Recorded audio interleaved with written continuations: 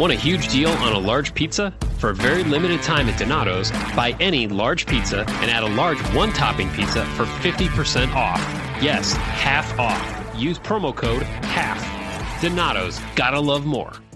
The Sports Desk at the Columbus Dispatch presents the BuckeyeXtra Basketball Podcast. With your host, Ohio State basketball beat writer Adam Jardy. Brandon Matisse says, "Give me the rock." Here it goes. Up and away. Slam jam bam. And now he does a little dance. Now, the BuckeyeXtra Basketball Podcast. Hello, everyone. This is Adam Jardy from the Columbus Dispatch. Today is Monday, April 20th, 2026, and it's my official duty to welcome you into episode 553 of the BuckeyeXtra Men's Basketball Podcast. Welcome to Jubilation City. Welcome to a new week. Welcome to the verge of the transfer portal closing. And welcome to what's going to be a jam-packed episode of the podcast here. We've got quite a few things to get into. And we also have a special guest on this episode. So during the weekend, Ohio State football spring game, Ohio State hosted its two commitments via the transfer portal to that point on visits. So walking around before the game, met Scottie Pippen, met Justin Pippen, met Andrija Jelavic, and then a couple hours after the game was over, the Buckeyes landed a commitment from Duquesne transfer Jimmie Williams. So I've got quite a few things to get into here. We're going to talk about Jimmie and his addition and what that means for the roster and the portal moving forward. We're going to talk about what it was like on the sidelines there before the spring game. And we're also going to hear from Lexington Herald leader, University of Kentucky men's basketball beat writer Ben Roberts. He's going to talk to us about Jelavic, his season, his profile, and more. I thought that the last episode, getting to know more about Justin Pippen's season and getting some insight from someone who covered him on a game-to-game basis, I felt like that was pretty enlightening stuff. Thought I learned a couple of things and got some feedback from some of you that you really enjoyed it. So wanted to do that again here. And you're gonna hear a lot more about Jelavic and about his strengths, where he still needs to improve, what his season was like at Kentucky, and how much the Wildcats wanted to keep him, because I thought that was an interesting part of the conversation as well. So that's going to be the second part of the podcast. And I'm going to do my best not to have this run super long, because this time of year, things rapidly change, as we'll talk about here in a second, and as we've repeatedly referenced since the season ended. But first, we're going to talk about Jimmie Williams. Then you're going to hear from Ben Roberts. And then we'll wrap up with some observations from the spring game. So as I mentioned, like, things moving rather rapidly. So late last week, I recorded a podcast Thursday night for Friday morning with some intel on the portal and kind of where things were headed. And in that podcast, I mentioned how that Jimmie Williams is a realistic possibility, and that I would also keep an eye on Abdi Bashir from Kansas State, Amari Evans from Tennessee, and Xavier Stink Robinson from Butler. Those were names that, as of Thursday morning, I had been told were all very much, to one degree or another, on the radar, in the realm of possibility for Ohio State. With Jimmie Williams obviously sort of being at the top of that list because he had literally just visited campus. So within 48 hours, Williams commits. Evans goes to Texas, Stink goes to UCLA, and Bashir is still out there. We do have a new name to monitor, according to Joe Tipton over at On3 Sports. LSU's Jalen Reese is taking visits this week to Texas A&M, Ohio State, and Missouri. So I say all that to say, stay tuned, because sometimes the intel that you get on a Thursday morning has already changed by the time Friday morning rolls around. So it's a really difficult time of year to bring you a super timely news breaking podcast with, here are the names that are really high on the radar, because between that being the case and recording and getting it to you, and you might not listen to it for a day or two, it's probably already changed. So we're doing our best over here, trying to keep up with everything that's going on. I do consistently update the transfer tracker over at dispatch.com. So if you're confused about who some of these guys are or who's on the radar, or you can't remember who's that guy that's supposed to come visit this week, I've got it all over there. So you can go find that at dispatch.com. And if you can't find it, it's weird to say, but the easiest way to find the things that I write is probably Google like Adam Jardy, Ohio State transfer tracker. And then you can find it there. And if you click on my name on a story, it'll just link you to all the things that I've written. That's the easiest way to keep tabs. Just kind of given how the website is, how it's populated, I guess is maybe the best word for it. But anyway, as we sit here now on Monday morning, it still looks like the most likely final addition to the roster via the portal, as far as a rotation type player and not someone, at the end of the bench who's essentially, not going to be getting like rev share payments or NIL payments, things like that. Because there's no more walk-ons. It makes it a little bit more difficult to describe all this. But right now you're looking at Ohio State roster: John Mobley, Amari Bynum, Anthony Thompson, Josh Ojonwuna, Ivan Yagovin, Andrija Jelavic, Alex Smith, Justin Pippen, and Jimmie Williams. So that's 9 guys. I think we could very clearly say those are the 9 guys in the rotation right now, with one more likely to be added to the mix. And I would say most likely that's going to be a guard. That seems to be where this all is pointed right now. So who is Jimmie Williams? Well, he's a 6'5", 210-pound combo guard. The 24/7 Sports transfer portal rankings list him as a 3-star transfer prospect, number 267 transfer overall, and the number 55 shooting guard. The On3 transfer portal industry rankings list him as a 4-star prospect, the number 40 shooting guard, and the number 189 overall prospect. So 2 slightly varying rankings there as far as where they see Williams in this transfer portal class. Does have an interesting history. So he's from Ohio, grew up or from Solon, and went to Wallace State Community College in Huntsville, Alabama in 2023-24. He started 35 games there, led the team in scoring, 22.5 points, also averaged 8.3 rebounds, 5.0 assists. He was a 2024 National Junior College Athletic Association All-American. He was named to the 2024 NJCAA Division I All-Tournament team. And then after that season, he committed to South Florida in April of 2024. And you might recall that that October, Coach Amir Abdur-Rahim tragically passed away. He was 43 years old. It was horrible. Definitely rising star in the profession, just an awesome dude by all accounts, and just an awful, awful loss for all of us, really. So Williams was there for a year. He played in 30 games. He started 2 of them. He averaged 7.5 points, 2.6 rebounds, and 1.2 assists per game. And then after that season, he transferred to Duquesne. And he had a breakout year last year. 15.1 points, 4.5 rebounds, 2.6 assists, 33.9% from 3. He was 57.4% from 2, which was 462nd nationally, according to KenPom.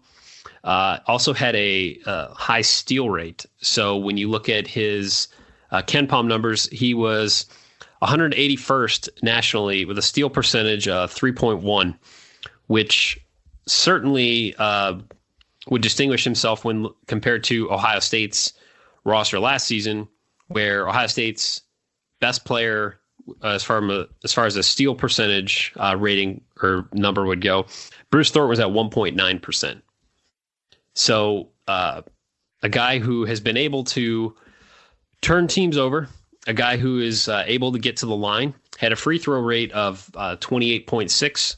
Again, according to Ken Pom, which something that measures, how frequently you get to the line. Now, that is looking at Ohio State's team last season. Thornton, Royal, Tilly, Yagovin in his sort of limited minutes. Those guys had higher free throw rates, but that's a higher free throw rate than John Mobley had. Higher free throw rate than Amari Bynum had, than Tayson Chapman or Brandon Knoll had. Chapman, by the way, committed to Utah. That was finalized late last week. Can't remember if that was before or after the last podcast. Time is a flat circle, and I can't keep the day straight this time of year. So with that high steal rate, with that that overall production, he was a third-team All-Atlantic 10 pick for the season. And something I had a couple of you tell me you liked hearing this last year when it came to the additions of Christoph Tilly and Brandon Knoll. At Ken Pom, one of the many things that it has on there is it breaks down Tier A and Tier B level games. So Tier A is against top 50 teams. Tier B is top 100 teams, adjusted for game location. So it kind of lets you see, like in these cases, what are some of these guys' numbers against better competition or higher level competition. And, looking at Duquesne's schedule last year, the Dukes didn't play. Where did it rank? Well, okay, overall schedule ranked 107th, and non-conference was 322nd. So a lot of that schedule would have to do to the, the relative strength of the A10. But two of the non-conference games were not Division I opponents. The highest rated team that Duquesne played it went to Villanova on November 15th, lost 87-77 in that game. Otherwise, VCU was 42nd at Ken Pom. St. Louis was 34th at Ken Pom. George Washington, 86th. Dayton, 68th. That's really the extent of the top 100 Ken Pom teams that they played. Against Villanova, Williams had 18 points, 4 rebounds, 1 assist, 1 turnover, 1 steal. He was 2 of 5 from 2, 4 of 8 from 3 in that game as the Wildcats beat the Dukes 87-77 on November 15th. So Williams against level A or A level competition, again, according to Ken Pom, he's played 60 career games at the Division I level. 21 of them have been against Tier A and B competition. And in those games, he is 44.4% from 2, 48 for 108. And he is 35.4% from 3, 34 for 96. Now, of those 21, 8 are Tier A games. He was 20 of 22 from the line. So he's a pretty high level free throw shooter in that regard, 20 of 22. 16 of 38 from 2, that's 42.1%, and 15 of 45 from 3, that's an even 33.3%.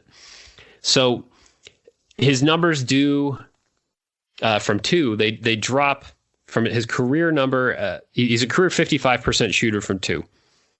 Against Tier A and B, 44.4. Against Tier A, 42.1. From 3, he's a career 34.6% three-point shooter. Against Tier A and B, it actually goes up 35.4%, and for his career, 33.3% against Tier A opponents. And so last year, the Tier A games were a A10 tournament loss to VCU when he had 13 points and was 4 for 10 from the floor, 1 of 6 from 3, 4 rebounds, 5 assists, 5 turnovers, 3 steals. Tier A was at St. Louis, loss on February 28th, 18 points, 3 rebounds, 4 assists, 2 steals. Tier A game, a loss at Dayton. 10 points, really struggled from the field in that game. 1 of 9 from 2, 2 of 5 from 3. He had 6 rebounds, 1 assist. And then you have to go back. So they had a loss at Nevada, 3-point loss at Nevada on December 13th. 14 points, 4 rebounds, no assists, and 1 steal. The game before that was at Boise State, 11 points, no assists, 2 turnovers, and then the Villanova game. So that's really the extent last season as far as his high level competition. And looking at it, I'm realizing that they went 0-6 last season against Tier A opponents, according to Ken Palm. So, like all guys making this kind of move, it's clearly going to be a step up in level of competition. I think you can look at his frame, you can look at his overall numbers and project a guy who fits into the lineup, who gives Ohio State some size in the backcourt. I would imagine, without having had in-depth conversations with the coaching staff yet, but there's probably room for a guy who's 6'5", 210 if he is, assuming that he fits into the system and the style and things like that. 3 guard lineups would make sense with some of the size that Ohio State has now, with Justin Pippen being 6'4", I believe. So many numbers in my head. Justin Pippen is 6'3", 6'4". Mobley is like 6'1", 6'2". Williams is 6'5". I would imagine there's some possibility there that we could see him at the 3, provide some backup there. It's going to be interesting how some of these pieces fit together, and we'll get into this and the back end of this podcast. Some of the potential lineup movement stuff I could see happening with the way this roster is built right now. But looks like a guy, like I said, Big Ten frame, has some defensive capabilities, can make some shots, gets to the line, and he's definitely not lacking in confidence. So I was able to catch up with him on Saturday, actually going from helping out covering the spring game to driving to baseball practice. Thankfully, it didn't rain enough to cancel our 12U baseball practice, and we were able to get in some good work. Shout out to the Rockies.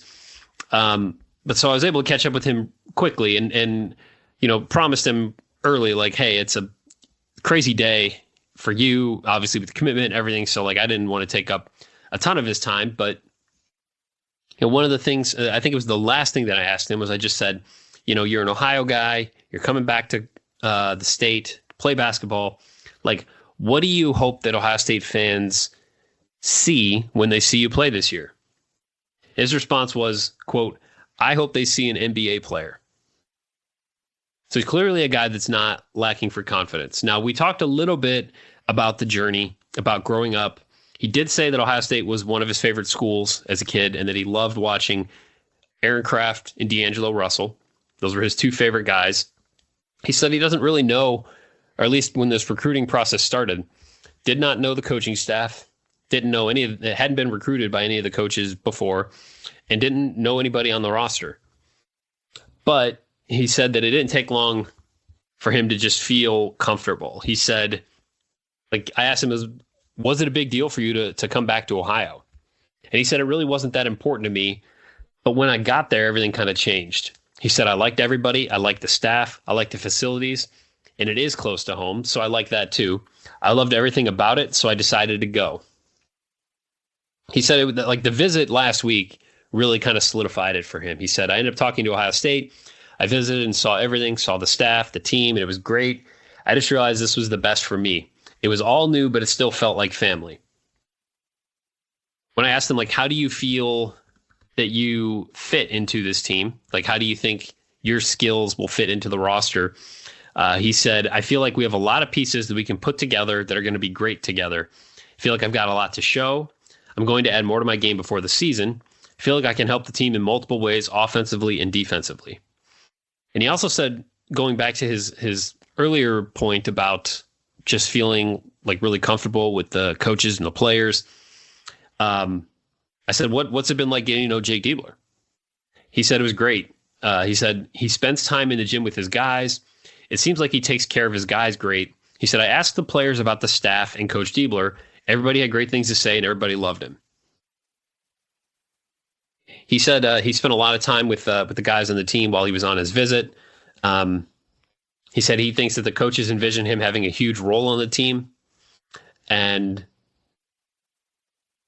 he said, as far as being an Ohio kid, even though this wasn't like it wasn't like, man, I got to get back to Ohio. He said it means the world for real. I'm just really thankful and blessed to be in this position. It's really exciting. So we're going to have I think it's going to be a lot of fun these next couple of weeks, starting to dig into the backstories a bit and getting to know more about like who Jimmie Williams is and what his high school career was like, and the time at the junior college, and just like a guy who's moved around and moved up throughout the college basketball ecosystem, and now has a chance to come back to his home state and play for the Buckeyes. There'll be a lot more to write about him here in the near future. So stay tuned for all that for sure. It's going to be fun. All right. So we're going to move on to the next part here. I want to remind you that you can subscribe to the podcast on Apple, Spotify, YouTube, wherever you enjoy your favorite podcasts. If you subscribe, you'll automatically get the newest ones just as soon as our man Patrick Flaherty, the Podfather, can grab them and publish them for us. While you're subscribing or downloading, please leave a review. Please click 5 stars, and please consider telling a friend. Thanks to all of you who've taken the time to do all those things. Shout out to the Hedges. I got a nice Tom and Jane sent a nice email. Hopefully you had a nice dinner, even though I was talking over it. But always appreciate hearing from those of you out there that take in the podcast, that engage with it, that are here for this whole crazy journey. So thanks. Great to hear from both of you there. Donato's is legendary for putting so many toppings on their pizzas, but just wait till you hear what they're taking off. For a very limited time, when you buy any large Donato's pizza, you can add a large one-topping pizza for 50% off. That's right, half off. You order using promo code HALF. Order your favorite large Donato's pizza and add a large one-topping pizza for half off today. Donato's, gotta love more. Now we're going to move on, and we're going to hear from Ben.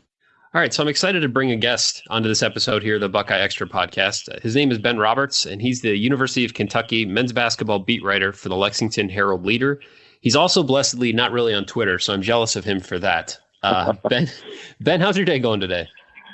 It's good. It's as you know, it's always crazy here in the transfer portal season, and Kentucky's got a few spots to fill, so there's always something going on. Well, I appreciate you fitting me in when there is so much happening right now, and it's such a weird time of year, like in these jobs. So one of the things that really has been a topic of conversation for Ohio State fans here the last week, because it's been, as we talk here, it's been 7 days since Ohio State landed its second commitment in the transfer portal, and I'm excited to get some perspective from you on, and I want to make sure I get it right, Andrija Jelavic. So to start with, does everyone call him Jelly? That's what I keep seeing online. Yella is the most common, and I asked him a few weeks ago, and he said that's what people mostly call him, and that's kind of what he prefers. Some people call him AJ. He's got about 5 different nicknames, but it seemed like Yellow was the one that kind of stuck throughout the season. Okay. So he had a little bit of an interesting journey getting to Kentucky. I know, obviously, coming from Croatia, and had played professionally and got a late start, I believe, to the summer because of when his enrollment happened and all that. But going back to like when he kind of got on the radar, when Kentucky announced him as a signee and that he was part of the team, what was the reaction? What were the things that were being said about him when Kentucky added him? Yeah, whenever Kentucky adds anybody, there's always, especially this time of year, there's always kind of a fervor to get out there and learn as much as you can about him, and the fans go a little crazy about it. And with him, anytime there's an international edition, they had Big Z, who ended up at he's at Illinois now. But he was a phenomenon among the Kentucky fan base a couple years ago, and it was not quite to that level, but a little similar with Jela. You know, when he committed, it was a little bit out of nowhere for the fan base, and so everybody was scrambling to YouTube, try to figure out as much as you can about him. And even though he had played professionally and played some FIBA ball too, you know, there wasn't a lot of great film out there on him against the type of competition that he was going to see, you know, this past season at high level college basketball. So he remains quite a bit of a mystery throughout the summer. And then you mentioned the getting to Lexington late. So the way even though he's playing professionally, obviously you still have to, you know, do all the academic end of it. And the academic calendar that was tied to what he was doing over there did not really flow with Kentucky's summer calendar. So whereas the rest of the team was able to get on campus for that 8-week summer practice session, which, you know, these days is of vital importance when you have a bunch of new guys on a team just to get that chemistry down. He was not able to be here for that. And the way it lined up, basically, if they had tried to bring him over as soon as they could, he was going to get to campus, if I remember right, like the last week of that 8 weeks. And with all the ramp up stuff and everything, you know, physical fitness tests and all the stuff that they do when you first get to campus, he was still not going to be able to practice with the team. So they just told him to, you know, not rush it, wait till he could get over here, make sure he got over for the fall. So, you know, that we can talk about it more, but I think missing that 8-week summer practice session, that hurts for anybody, but it especially hurts for a guy who's coming over, from another country, from another continent, and playing really what is a completely different style of basketball. You know, he missed out on learning all he could have learned, all of the strength and conditioning stuff, which is big at Kentucky and I assume other places over the summer. And just getting the chemistry down with teammates and coaches. So that really kind of put him behind the 8 ball to start his career here. And we saw that at Ohio State this year. They had a player from overseas, Matthew Griachich, and he committed like early summer, but he was able to be on campus, but he couldn't practice with the team. So he was like around, but he couldn't do anything, and he couldn't. And so by the time the fall rolled around and he started to actually be able to do things, he was significantly behind. He never really got off the bench for Ohio State. So when Jela did start to practice with the team and they start getting things going there in the fall, like what were some of the, like, I guess what were people saying about him once they got to see him work out? Like, I'm not sure how soon in the process you got to see him play, but like what were some of the early impressions then once people got eyeballs on him and could get him in the gym and get him working out there? Yeah, so Pope locked down their preseason practices, so no media were allowed to see those, and just kind of talking to people behind the scenes. His first, I would say, 2-ish weeks of actually practicing with the team, there were people around the program that were like, can this guy play basketball? Like, you know, there were big questions about his game because he was having a tough time acclimating himself, which is understandable, obviously, under the circumstances. And then, you know, they told me as it got closer to really the exhibition opener against Purdue, that after those first 2 or 3 weeks, it really clicked for him. And really throughout the process, they said he was a fast learner. Like he knew, you know, he understood what the coaches were wanting him to do. But it just wasn't clicking physically. He just couldn't get it all into place. And then once it did, he really started to impress some people. He played considerable minutes for them in their first, you know, probably 10-ish non-conference games, including some major minutes against, you know, some really, really good teams in there. But yeah, those first few weeks were a bumpy ride. And a lot of it was, well, there were a lot of things. A lot of it was his physicality, which is something that he continued to kind of struggle with all season. And then also the way Pope at least went into the season wanting to play before Jalen Lowe got his injury and kind of threw everything off from Kentucky's perspective.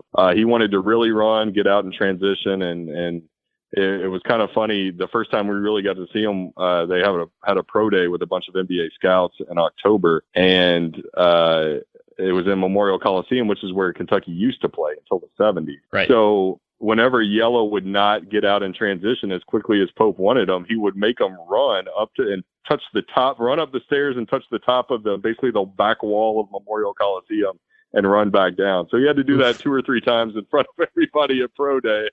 But his game certainly grew throughout the season. And you certainly saw the flashes of what these Kentucky coaches saw, and I assume what the Ohio State coaches see too. So when you talk about those flashes, when it does flash, what do you see from him? Yeah, I think the biggest thing that really just the numbers really never lined up was his shooting ability as a perimeter shooter, which obviously at 6'11" at his size, that if he can do that with consistency, that's obviously a great gift, and that's something that Kentucky's coaches saw in him. His numbers in Serbia, the 2 years he played pro, were not great. He took quite a few, but his percentage was not that high, and then that kind of carried over in his first season at Kentucky, but he does well to get open. His shot looks really good. You watch him in warm-ups, you watch him in practice scenarios, he makes them. They just weren't falling in games. And just the eyeball test and watching basketball over the years, he seems like somebody who at some point that's going to correct itself, and those 3-point rates are going to get a lot higher. And obviously if that happens and teams have to respect him even more out on the perimeter, he becomes a much, much more dangerous player. For Pope's perspective, he likes guys, especially guys with that kind of size, who can pass and have vision and are unselfish and willing passers. And he definitely fits all of that. He had a very weird season. He started as a bench player, and then in the middle of the year, into non-conference, beginning of the conference play, did not play at all. He did not play at all against Indiana and St. John's, did not play at all in their first 2 SEC games. And then after that, Pope kind of switched it up and made him a starter almost out of nowhere. And he did that because his previous starter at that position, Mo Diabate, was more of he was kind of an undersized 4, but he really fought hard, pretty good defender, great rebounder, a guy who brings a lot of energy. Andrija is a completely different player, but a guy who Pope thought could really kind of space out the floor a lot better and give them a little bit more of an offensive punch early on, maybe give them some more space to work with in the opening minutes of games. And he was able to do that. And I don't know that fans ever fully appreciated what he was able to do from that perspective, because a lot of times the guys weren't making open shots that were kind of there as a result of him being that floor spacer that Mo hadn't been in those earlier games. So yeah, I think he's a player who he's going to continue to evolve. The circumstances that he came in over the summer, missing all of that. I know Kentucky's coaches were really excited to get him back for next season and get a full spring. This April-May period is crucial, but really that 8-week summer session, and then just having him around for a whole off season, they were really, really looking forward to that. Because they had several guys that have left, 7 so far, that have left via the transfer portal, and some of those players they really didn't see a fit for here long term, but he was one who they did. And even going back to when they lost to Iowa State in the second round of the NCAA tournament, on the post-game podium, Pope mentioned 3 guys that he wanted back and that he was going to kind of build next season's team around, at least the foundation of the roster before he hit the portal. And Andrija was one of those guys. So this was a coveted, I don't know what his role would have been here necessarily, but he would have been in the rotation, and he's a guy that they were really excited about seeing more growth from. It's interesting looking at like Kentucky's season as a whole and when he goes into the starting lineup, because like you said, it's like they get into SEC play, he comes off a couple games where he doesn't play. And then once he starts starting, that was really like things turned around a bit. I mean, they won 7 of 8 going into a road loss to Florida on Valentine's Day. But how did you touch on this a little bit there? But having him in the lineup, how did that change what Kentucky could do offensively? How did that maybe change what they could do defensively? Yeah, so offensively, it really did space the floor and get them. They were just plagued by terrible, terrible starts for a lot of the first half of the season, and a couple games when Andrija was in the starting lineup too. They got behind and were able to come back and win. But it did just set more of a tone, especially with Jalen Lowe, who was their starting point guard, supposed to be their starting point guard, and really the only true point guard on the roster.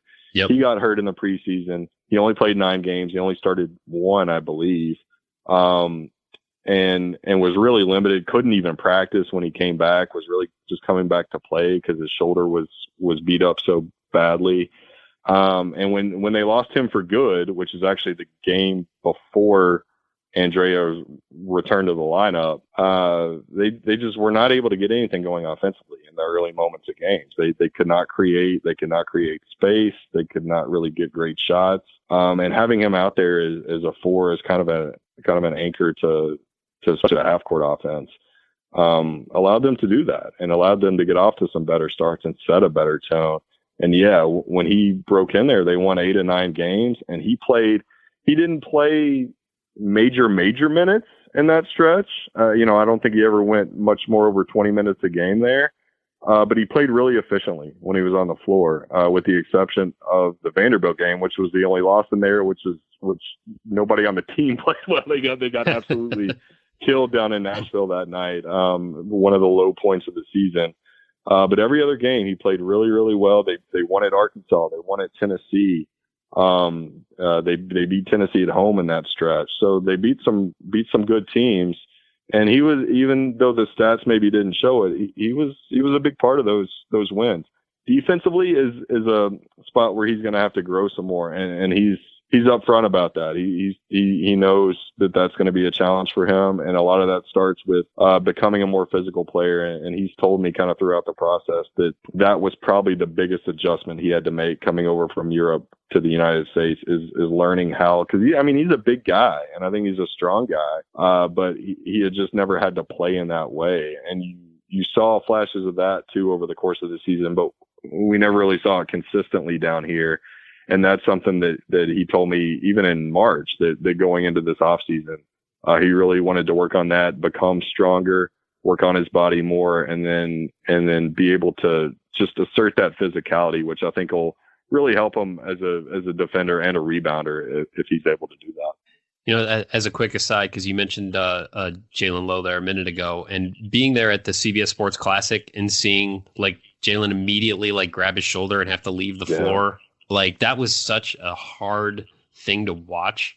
And just to see, like, obviously knowing the ramifications of that for Kentucky's season, but also just like, man, like that was painful in that arena. Watching that, I felt so badly for him, and just to see someone trying to gut it out. And then obviously he did, and he played well in that game. But that's just, when I hear his name now, that's what I think of. I think of where I was sitting in that arena when he like reached and just like his arm like almost fell off, and it was just, it was awful. And that turned out to be the highlight day of his season. So imagine how the rest of it went. It was actually the blue-white scrimmage that he hurt it originally, and I was sitting 15 feet away, and even watching the replay now, it looks like a total nothing play, just kind of a freak thing, and it wasn't even that forceful. And so what you saw down in Atlanta, we ended up seeing 3 or 4 more times over the course of the season. It also happened a couple times behind the scenes in practice, but yeah, he separated 4 or 5, maybe 6 times before they finally shut him down.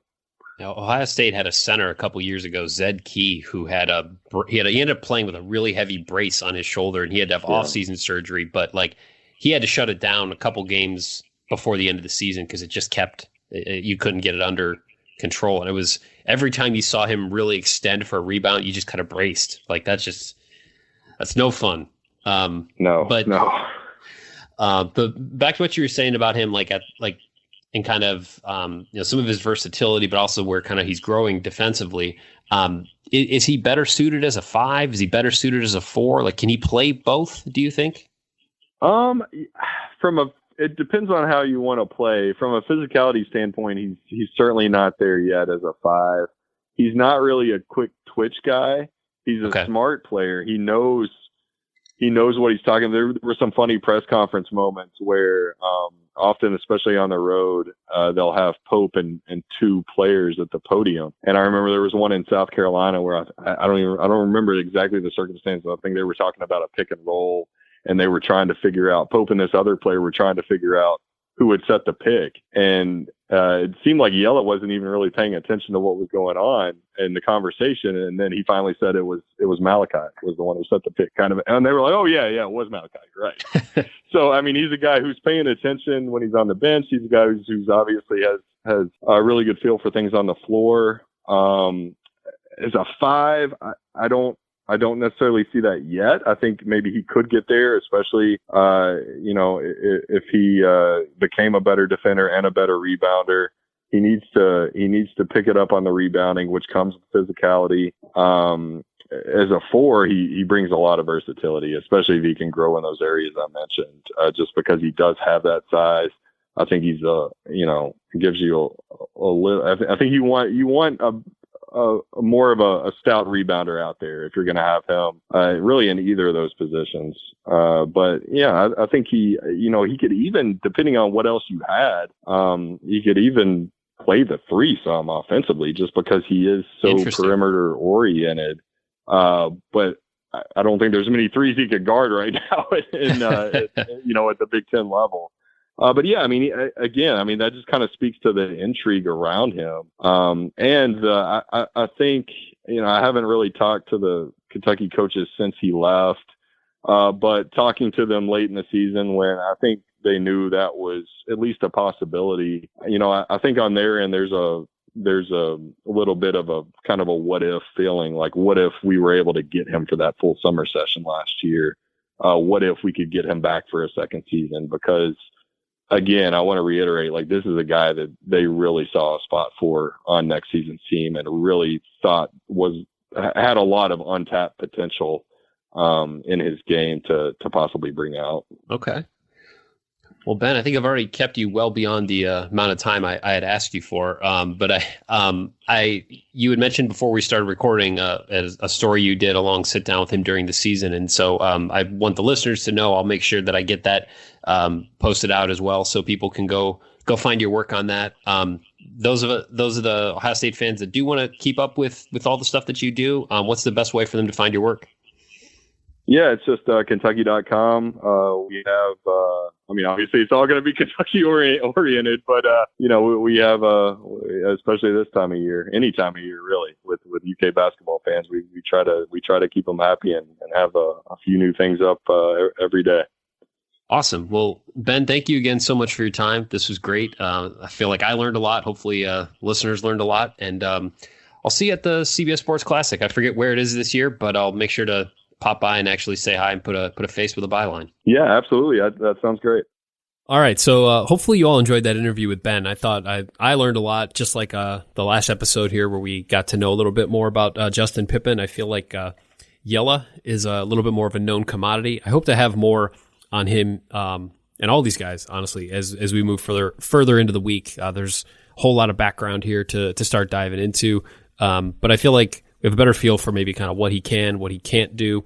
And both of them were at the spring game on Saturday. So that was an interesting experience. And the only other real comparable event that I can compare it to is what it was like when Bronny was visiting and LeBron was on the sideline. Now, it's not exactly the same level of attention. And Justin and Scotty were much more approachable. There weren't 500 people crowded around them, but it was really interesting to watch it unfold on Saturday morning before the spring game, where I'm at the north end of the stadium taking pictures of the guys who were there and trying to introduce myself to the new guys, establish lines of communication, all those things that I do. And, I tweet out, or I posted the one photo to Instagram of Jake Diebler and Scottie Pippen walking together. And you could just see over the next 10, 15 minutes, like everybody started making their way to the west sideline and being just like Scottie Pippen was such a center of attention. Everybody wanted to see Scotty. Everybody wanted to meet Scotty. Everybody wanted to talk to Scotty. And he was fine. He was, I talked to him for several minutes, about just what this was like and kind of the experience. And, they've known the Diebler family for quite a while. Jake recruited, Scotty Jr., years ago. And so there's some pre-existing relationships there, and they felt very comfortable with him making his Ohio State commitment because of the relationship that they have and because of all that experience that they've had with the family over the years. There's certainly a level of high expectation that they think. Scotty told me he really likes the fit, really likes the talent on the roster, and thinks that this is going to be a big year for Ohio State. Was very clear about that in our conversation. And one of the things that really struck me from talking just a little bit to Justin and talking to some of the other people around the program who were there on that sideline, and I think this is something that we all need to kind of keep in mind as we move further into this offseason and kind of identify what this roster can and can't do. But one of the things that came up in conversation as Ohio State was recruiting Justin was style of play and style of defensive play. So we talked in the last episode about his defensive abilities, and we talked about him being a two-way player and all those things. But one of the things that he brought up to the Ohio State coaching staff was, how much do you really want to play zone? And can we play man much more often so that I can I can help turn teams over? I can guard. He really wants to be like the defensive head of the team in a way where he's harassing the other ball handler. Sorry, football bled into my brain there for a second. But a guy who wants to be a defensive catalyst for Ohio State. And we talked recently on an episode about how this team didn't turn teams over at a very high rate last year and didn't rebound at a high enough rate to make up for that. There's real belief that this team will be better defensively and have more defensive bite, in part because that's a big thing that Justin Pippen is going to bring to the roster. And I thought I will be writing something about this at some point, but that was something he wanted to talk about. Like, how many times do we hear about a recruit asking about defensive plans and if they can let him or turn him loose defensively so he can, cause turnovers and get steals and start some fast breaks and things like that. Like, that's not what we're used to hearing. And that's certainly not like necessarily the way Ohio State has played defensively the last couple of years. So I thought that was incredibly interesting to hear that as a I don't want to overstate that it was like the only reason he came to Ohio State, but like that was certainly part of it. Fit, role, style of play, that was important to Justin Pippen. And I thought that was something that merited some conversation here. And I will be interested going forward, and this is my last takeaway here, what this level of extra attention may or may not do. Because Ohio State hasn't really had like a celebrity type of, I don't want to say culture, but a celebrity type of following to where you have, probably like my first season on the beat for the Dispatch was the first year after D'Angelo Russell. So maybe there's some similarities there where like D'Angelo was such a name and such a star, like that generated levels of interest. What is having Scottie Pippen around all year going to be like? And how much more attention is that going to bring onto Ohio State men's basketball? Because I do think that's going to put more of a spotlight on the program. He did tell me he plans on being at a lot of games. Like, he's going to be around. He's going to be there watching his son.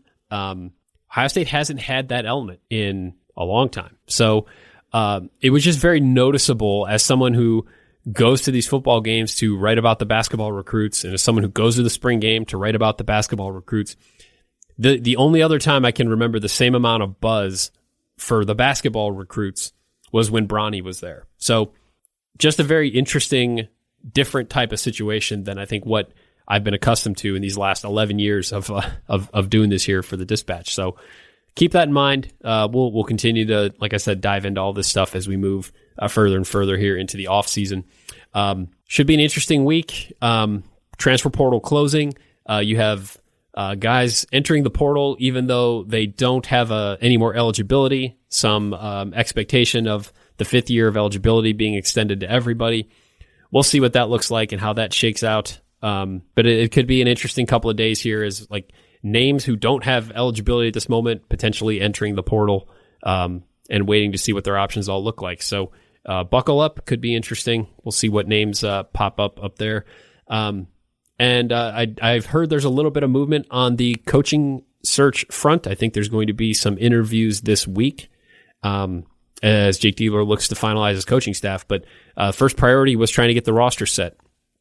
And in a lot of ways, as we talked about earlier in the episode, they've made a lot of progress. They're almost there. But like I said, I would imagine at least one more like notable rotation type of addition, and then we'll see how it shakes out from there. But it was an interesting experience at the spring game. I've got photos and videos posted to my Instagram, hoops_and_scoops. I think I'm changing that this week. I might change it to like CD Adam Jardy or something like that, just to make it less cumbersome. So if you're already following, it won't change, but I don't be shocked if there's a different name on that this week because I'm kind of tired of that. So now I'm going to wrap this one up and get out of here. But as always, you can send along your questions, your comments, your love notes, your hate mail, and otherwise constructive criticism to me at Adam Jardy on Twitter or ajardy@dispatch.com. Thanks again for listening. Thanks to Patrick Flaherty, the Podfather, for getting this out to you all. I'll be back with you soon. We're going to have our first Beat the Beat Writer Bracket Challenge winner on the podcast. Look for that episode likely on Thursday. So there's always the potential for some news between now and then, and maybe there's another episode in between, but otherwise look for the next one on Thursday morning. So until then, be kind, take care, and we'll talk soon. Donato's is legendary for putting so much on their pizzas, but just listen to what they're taking off. Right now, buy any large pizza and add a large one-topping pizza for half off. Use promo code HALF. Donato's, gotta love more. Be sure and subscribe to the Buckeye Extra podcast in the iTunes Store, the Google Play Store, or on Stitcher.